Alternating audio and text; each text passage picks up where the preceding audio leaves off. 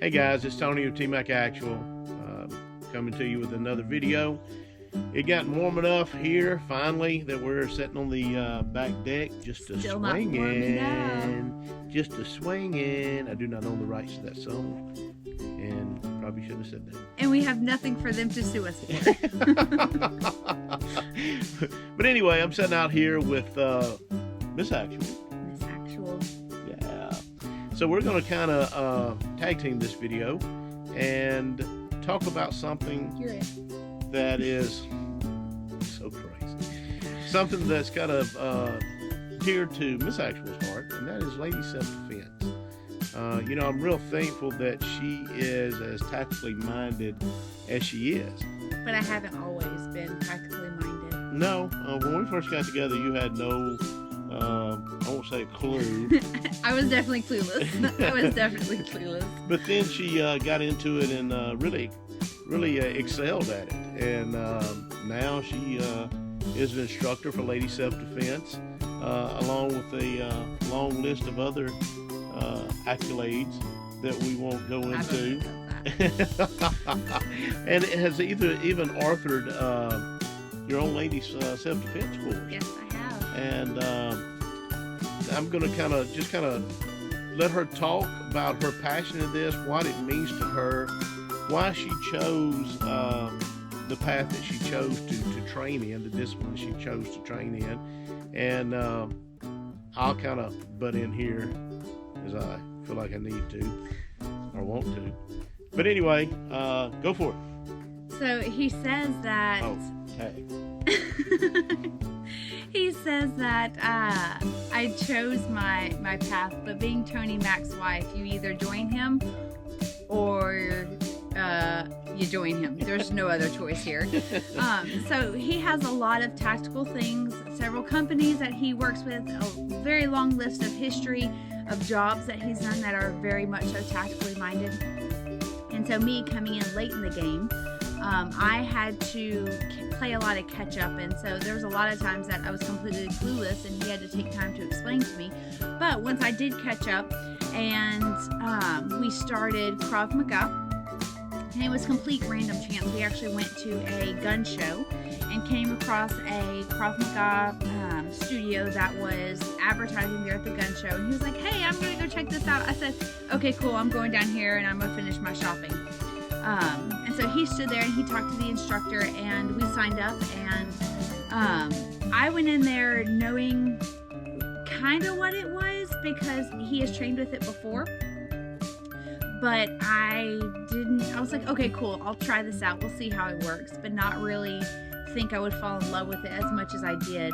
And then I got in there, and because I have a history of sexual assault, I was raped when I was 12, and I didn't tell anybody for 7 years. I was right around 18, 19 when I finally told my parents that I had been raped. And then just a lot of life things happened after that, and trauma after trauma, some because I felt like I was healed and I didn't want to seem like a broken person or that I had trauma in my past. So I tried to over-accommodate for that, and it just did more damage to my self-esteem. I just learned how to put on a face. I didn't really show the confidence that I was truly feeling on the inside. I was very, very weak on the inside, or I felt very weak on the inside. But Krav Maga and learning how to defend myself and taking all the additional steps I have with the gun classes and the different instructor certifications that I have and the different medical training that I have taken, I truly feel as confident as I hope I seem. Sometimes I'm a little overconfident and I get my butt handed to me or taken down a couple notches when I get too sassy or confident. But I started training with him. He was my workout partner. And I wanted to start really slow, and I told him I want to get it first. I want to get all the body mechanics, and then I really want you to do whatever the attack was, whether it was a wrist grab where he didn't let go and he didn't just give it to me. He wasn't a willing partner or a willing attacker, or if it was a chokehold or a headlock or ground defenses or anything like that, we start off really, really slow, and I would get the body mechanics, and then once I got my body mechanics, then I'd say, okay, let's step it up a notch. Okay, let's step it up a notch. And I'd push myself to the very brink of I can't go any further, and then we'd stop. And there's been a couple of times that I've walked out because I just can't handle it. Just flashbacks, or the emotions are really high, especially when the adrenaline spikes, and I just had to walk away because I was crying or because a panic attack was starting or whatever. And then after I calmed down, I would come back in and finish. There was a couple of classes that I would just sit in the back and watch for the rest of the time because I didn't feel confident enough to join back in. Or there were classes where if I had to step out to calm down, when I came back, I joined right back in, and I went slow again and built up again. And then there was a couple of classes that it was great marriage counseling because we accidentally bopped each other. Or hit each other in the nose on accident or whatever. And we are not in any way advocating violence. Not in the least not bit. In the least bit. Please don't take that the wrong way. But when you're training, accidents happen. You forget the distance of your arm, and it's truly an accident when you're doing like a palm heel and you connect with their chin and their tongue gets bit because their jaws clack or something like that. It's truly an accident because of the terrible timing I have. So, with Krav Maga, and we get a lot of people ask us, why did you choose Krav Maga? Well, when I was contracting with DOD, that's kind of where we kind of shifted and started training. A lot of our hand-to-hand stuff was Krav Maga. We had a Krav Maga hand-to-hand instructor that was actually assigned to my team, and she was a female, and had trained in Israel and stuff like that, and was really, really vicious. So she'll probably see this, and I'll get a text message out of the blue. But anyway, it's realistic. It's down to earth. It's down and dirty fighting. That's what it is. It just it's winning the fight at all costs, and I've seen it work and used it, and it is the best as far as I'm concerned out there. Now, don't get me wrong, there's other things out there. I've got a background in traditional martial arts myself. I'm not discounting any of that. But Krav Maga works, and it works for us, even with our kids. What do you feel that Krav Maga gives you, with it being no forms or anything like that? Why do you think Krav Maga works for you as a female? Because a man's strength is all up top. It's all upper body for a man. So it's easy to be overpowered if it's by brute force. He will win choking every single time if it's up to my strength. All of a woman's strength is from the hips down. It's all in our thighs and our booties.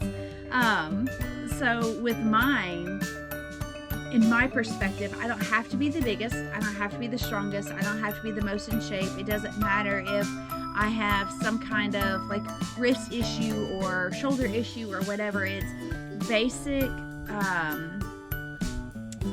basic body mechanics that I'm using his body against him, his natural movements. If I am kicking him to the groin, he's naturally going to bring his head lower for my knee. Or if I punch in this triangle from the jaw to the ear to the collarbone, there is a physiological response to that, but that is a weak spot on a man or any human in general. And then there's several other things like the pressure point right here under the nose. There is a headlock that we use that pressure point, and if you ever have someone romp down on that pressure point, you'll understand why it's such a great, and I don't have to be super strong. It takes very little pressure to put right there for someone to jerk their head back. And so it's simple things like that. It's training to be smarter than your attacker and to use their body against them. So you mentioned having to walk out sometimes in class and stuff. Have you found that using and training in Krav Maga is a form of therapy for you? Absolutely, absolutely. Not only has it helped me heal, because I went from feeling weak to always feeling like a survivor. I never feel like a victim, or it's rare that I feel like a victim. I wouldn't say never, because there are a few occasions that I have crumbled under pressure. But I do feel like a survivor. I feel like I can push through. My limits are so far beyond what I ever thought they would be.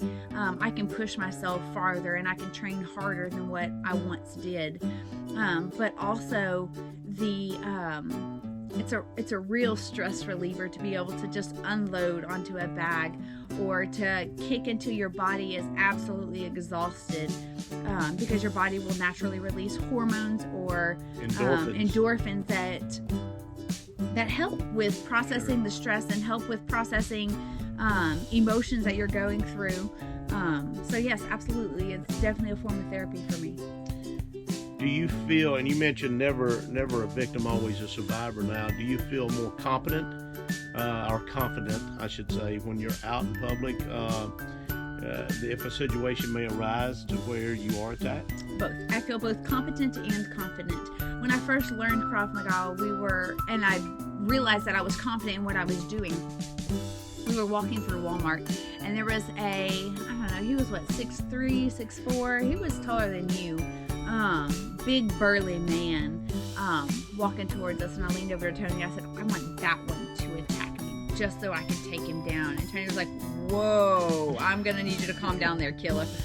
But absolutely, because I think about those things now. I think about, okay, if this person did this, then I would do XYZ, or if they were attacking this person, then I know that I can get my kids, because we've trained with our kids, in this spot. Or if we are there as a family and he has to address a threat, I have certain keywords that I can say to my kids that they snap to, and they do exactly what I need them to do because we've trained with them.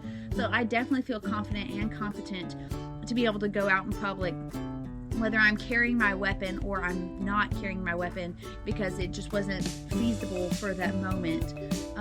Whether like I'm wearing a dress and it just didn't work with that, or if I had to go to a formal thing and I'm wearing high heels and other things. I mean, I know in my brain, if I go through these steps and I have the mental game already down, then the physical game is much easier, because it's more of the mental game that's harder to accomplish versus the physical. When your brain has accomplished it already, your body will follow suit. So would you say that in training in Krav Maga has made you more situationally aware? Absolutely. So it's kind of a win-win situation. Not just training with Krav Maga, but being Tony Mac's wife has made me more situationally aware. Because there were several times, especially early on dating, I would be on my phone or dealing with kids or whatever, and he'd be like, oh, did you see that, blah, blah, blah. I was like, what you talking about? I didn't see none of that. And so that spurred on several conversations or frustrations that led to conversations about being more situationally aware. And our oldest, who is 11, is beginning to see parts of that. And she mentioned earlier about training with our family. I think that's really, really important. We train with all three of our girls, from little actual all the way up to the 11-year-old. We train with them, and they know that if we're out in public and something goes down, mom's going to say some certain key phrases or key words, and they're going to snap too. And some of them are not even tactically. Some of them are just because I don't like my kids to be scattered, and so sometimes I'll say ducks in a row and they know exactly how to line up. Or if we're at church and they are running amok, he says, what do you say? Regulators. Mount up. Mount up. So he'll say regulators and the kids will say mount up. And I'll just say minions unite, and they all come to me. So it's just little things like that you can start that teach them, hey, listen to my voice. Pick out my voice out of this crowd. And, it is, like I said, it's important to train with them so they know what's going on, because we live in an unsure world, an unsafe world. I'll go ahead and throw that out there. We live in an unsafe world. You never know where an attack's going to come from, or when it's going to come, or where you're going to be at, or anything like that. So training together helps out a lot. And training as a couple together, we know how each other's going to move and this, that, and the other. And so it really helps to do that, and it helps me rest easier knowing that she can handle a situation if she's out with the kids and I'm not. It was a mosquito. You had a mosquito trying I to thought protect she your had head. just went Krav Maga on my dome. Wow. But anyway, so that's kind of what we wanted to talk to you about today. Before we exit we're out, not I done have yet. a couple of questions. So since we have 3 daughters and you obviously have a wife, how do you feel about the training that we do with our kids from a male's perspective on women's self-defense? I think it is invaluable. Our 11-year-old, 8-year-old are in Krav. They take Krav. The little actual will take it since she gets old enough, and she thinks she's old enough now. She Kravs daddy all the time. She just turned 4, Yeah. and in our studio you have to be 6. Yeah, She is counting down the years. She is. But yeah, training with them, knowing that they can handle a situation, and with abduction of children being what it is now, I work with a couple of rescue groups that deal with human trafficking, and we provide security for them and stuff. With seeing some of that and that side of it, yes, I want my girls to know what they're doing. I want them to be able to protect themselves. Now, do I think my 8-year-old can take down a grown man? Probably not, but what she can do is make it so uncomfortable and draw so much attention that he looks for an easier target. So yes, training with my wife and my girls, absolutely, 100%. I love it. I enjoy it, and I think it's super important. I have another question for you. Okay. How do you feel as a husband to have a wife that can kick your butt? Well, I'll let you know when I find that wife. Oh, whatever. Whatever. I will say this, that when we spar now, I actually have to I have to work for it. It's not it doesn't come easy anymore. I don't know, maybe I don't like that. But she's gotten to be quite the opponent now when we spar. But it is fun, and it is like she said, marriage therapy, I guess. Lets off a lot of stress and everything like that. But we do not condone violence of any sort. Not in the least bit. Not in the least bit. But anyway, what else? There are several women out there that we know that may or may not be interested in Krav Maga, and there are several women who participate in Krav Maga, but they have no interest in furthering their education, whether it be Their training, not education. well, it's whatever. You know what I mean. Their training, whether it's leveling up in Krav or learning guns, or even the flip side, there's women who would much rather deal with the guns and not learn the Krav Maga. Well, that's why you kind of come up with the ladies first Right. class. It can be done in 2, 4, or 8-hour increments. Right. If somebody likes that, so that kind of fills that gap in, and that's what you came when you first said, "Hey, I want to come up with this." That's kind of the premise behind it, was you wanted to kind of fill that gap. Right. But my question was that what would be the advice to those women who are maybe not feeling confident in expanding their training, or they feel like they should just have one versus both, or whatever, the crossovers that we do so much? If you're going to choose one thing, I'm going to say hand-to-hand combat, Krav Maga, some form like that.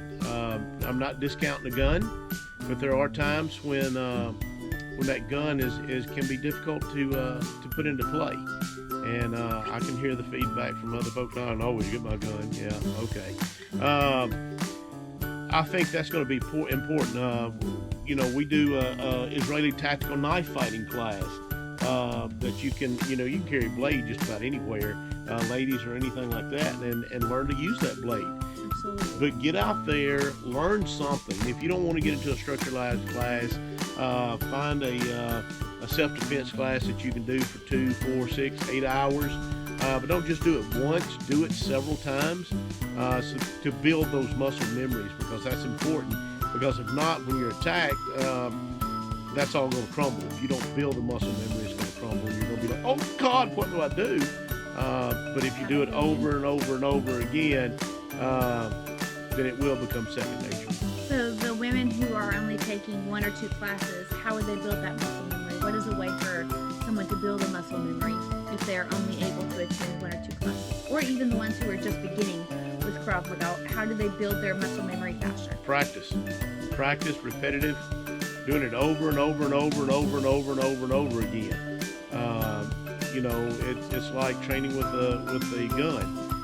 I'm right hand dominant, so that means that I train twice as much with my non-dominant hands I do my dominant hand in case something happens at the end. So you just repetitive motion, do it again. And I hear all the time that practice makes perfect. That's not true. Perfect practice makes perfect. You can practice something totally wrong and get it perfectly wrong. So perfect practice makes perfect. But find somebody to help you. Find somebody to talk to ask questions of. Reach out to us. We've got connections all over the United States and other parts of the world. We were in Israel training in Krav Maga and Israeli defensive tactics and stuff like that. We go over there and train with the IDF to keep our skills up and make sure what we're bringing back here is fresh. So reach out to us. We'll put you in contact with somebody, no matter what area of the country you're in. We've got a lot of connections throughout the United States, and we can find somebody. Absolutely. All right, great. Well, y'all stay safe, train hard. We'll see you next time.